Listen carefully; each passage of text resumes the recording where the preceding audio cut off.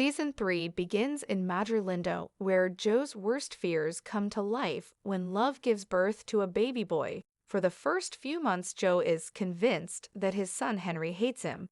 Henry is also called Forty, as Dottie thinks. He is a reincarnation of her late son Forty.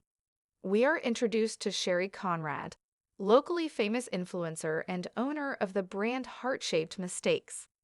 Sherry and her mom group have a sense of superiority and already get on the bad side of Love, falling back into old patterns. Joe gets newly fixated on his neighbor Natalie Engler, who is married to a wealthy tech pioneer Matthew Engler. When Love is at her mother's place, Natalie makes advances on Joe and they kiss. He turns it down and returns home for the sake of his family.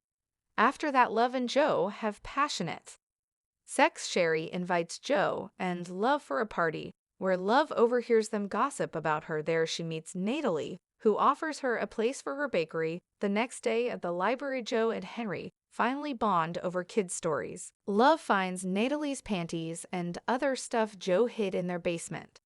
During the bakery place visit, she strikes down Natalie with an axe. The couple buries her in the forest and Joe removes her teeth to avoid identification.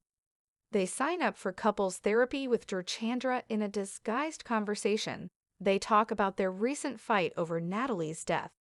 Love comes across Theo, son of her neighbors, who flirts with her despite her married status. Joe and Love try hard to fit in a neighborhood of condescending mothers who constantly judge them, and micro-dosing biohacking fathers who discuss things like intermittent fasting at parties. But in vain. At a neighborhood birthday party, they get to know about Natalie's ring, which can track her biometrics and location. For Matthew, they rush to Natalie's grave, take the ring, and place it in a nearby public restroom. They dump Natalie's body in a construction site where concrete is to be poured. Love and Joe fight about his double standards of considering her killings crazy while his killings are for a good cause. At Durchandra's, they eventually confess their underlying abandonment fear behind the rage and decide to work on it. Joe and Love build back the glass cage in the bakery basement to control their murder urges. Each secretly places a key inside, then opens the bakery, a fresh tart. The little town of Madrilinda is abuzz with Natalie's disappearance. Henry is affected with measles, leaving his parents worried. Sick. Love calls everyone at the birthday party to inform them about it. When news reporter Ryan Goodwin discloses the bakery as the last place Natalie visited, Joe and Love are forced to frame Matthew. Theo shows up to help Love while Joe tries to plant Natalie's blood-stained scarf at Natalie's house, but fails. When Love and Joe find out Matthew is a good husband and trying to be a good stepfather to Theo, they decide not to frame him. When a man named Gil apologizes to Love at the bakery as his daughters gave Henry the measles, she hits him with a rolling pin. Isn't it ironic how most of the killings happen at the very bakery named A Fresh Start, signifying a fresh start? They find dirt on Gil and blackmail him over his son's misdeed, only to come back and find out he hangs himself to death. Love and Joe framed Gil for having an affair with Natalie and killing her. A new story begins as Theo tries to kiss Love at the bakery, but she pushes him off. Theo leaves town. Marianne warms up to Joe and offers him Gil's spot as a book reader to kids. 6 months post Gil's death, Love settles in Madrilinda with a successful bakery, and Sherry. Joe remains bored and left to his lawn and performance issues in bed. At the library, he fantasizes about Marianne. Later, he learns about Love and Theo's kiss and the Uber drive she made when he was drunk. A massive fight emerges at a camping weekend with Carrie, Sherry's husband, and his friends. Joe begins to feel free after letting out some of his old self. When Theo returns, he confesses he can't stop thinking about Love, and they have sex. Love comes home and learns Henry took his first steps, and she missed it when Dottie points out her pattern of trying to fix men. Love breaks things off with Theo at Henry's birthday. Joe hugs and apologizes to Love. They have successful marital sex. Joe rigs the bakery alarm to find time to stalk Marianne. He reaches her home and discovers she is an addict charged with child neglect, endangerment, and abuse. Matthew doesn't believe Natalie's affair and death story. He accesses cameras around the town and puts detectives at work to spy on them.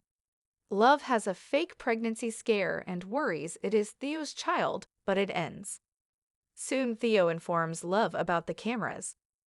Joe tries to defend Marianne at the library when she has a fight with Ryan, but she gets furious with him.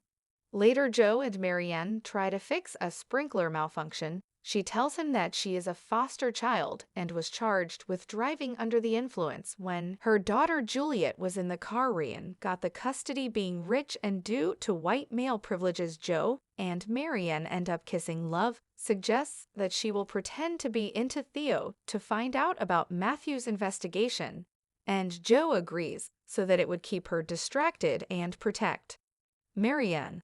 Love tells Theo she is having problems with Joe and asks him to look into Matthew's investigation.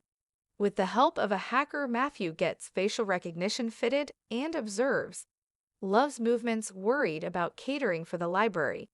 Gail Love is a mess when Theo comes to inform her that he hasn't found any information, yet she cries and ends up kissing him. Daddy comes to Love in a bad shape after a dirty divorce to find that Love hired another sitter for Henry. After trying to overdose Ryan through his protein shakes, Joe finds out from Dant that Ryan is immune to drugs as he is always on them.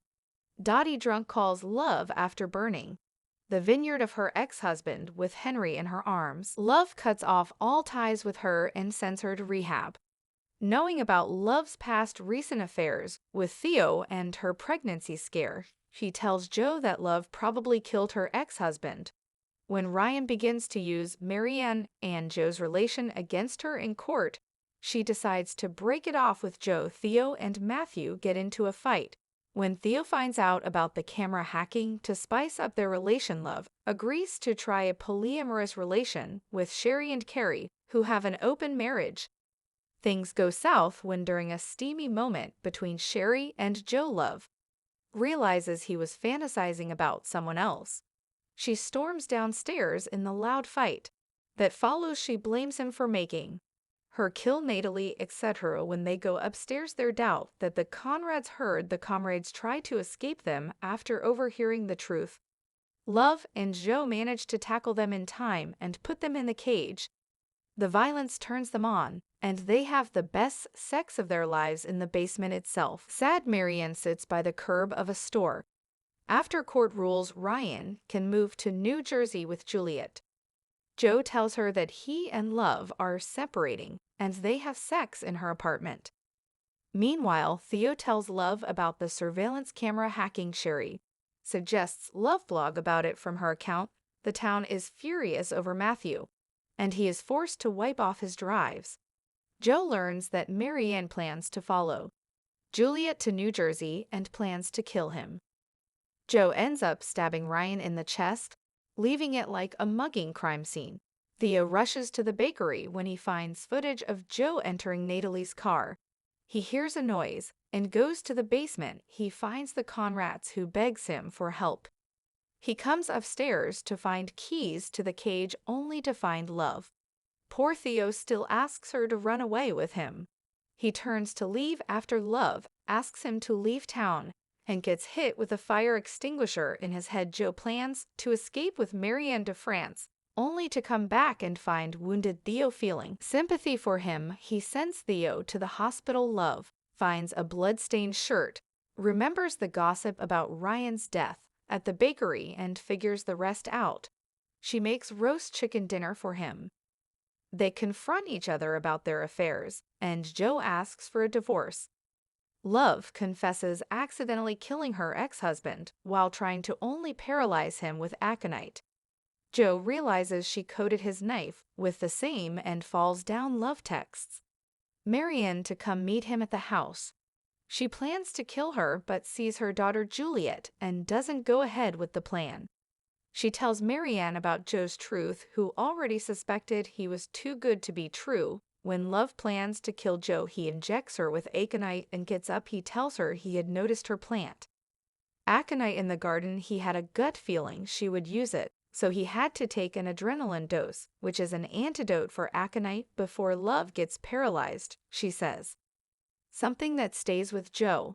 He leaves Henry with Dante, his co-worker, at the library. He writes a convincing email on behalf of Love, confessing she committed all murders, including Joe's. He cuts off his own toes and puts one in a pie and another in a box with Natalie's tooth, bracelet, Guild's driver's license, etc. with their wedding album on fire in the oven and the gas stove on. Joe leaves with Love on the ground and the house burning down. The town bounces back and makes its profit over the incident. The Conrads, who escaped after finding a hidden key in the cage, make it to TED Talk shows. Joe, with a new name and start, is seen in France. He sets in search of Vanish. Marianne. The season began and ended on similar notes, but had the craziest plot of all the seasons. Here's to signing off with high excitement and expectations for season 4. Thank you for watching. Don't forget to like, share, comment, and subscribe. See you next time.